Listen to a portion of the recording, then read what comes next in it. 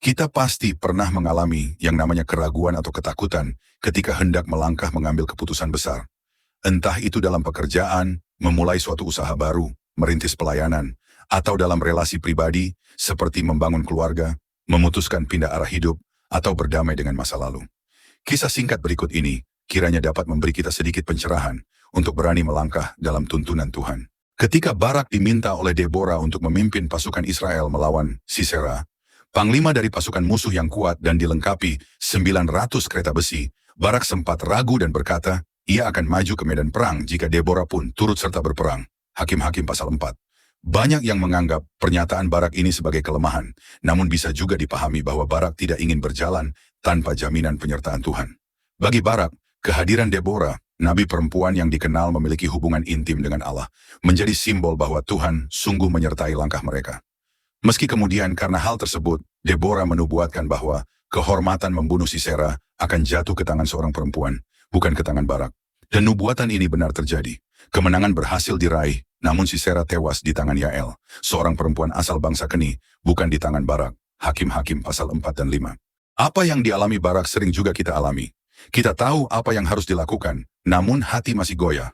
Tapi kisah Barak mengajarkan bahwa iman tidak selalu berarti tanpa ragu.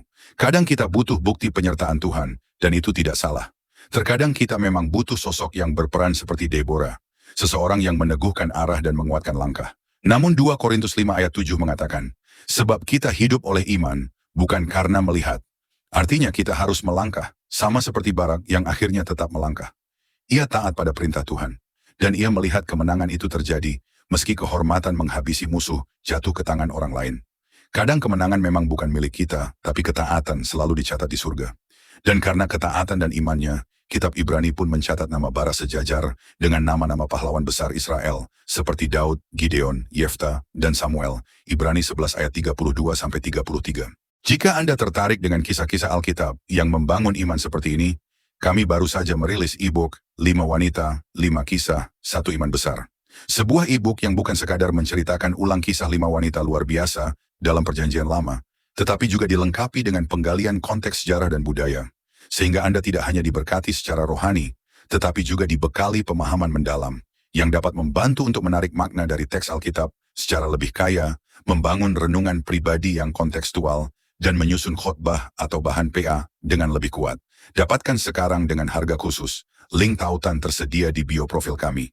Karena iman yang besar lahir dari pengenalan yang benar akan Tuhan yang bekerja nyata dalam kisah nyata.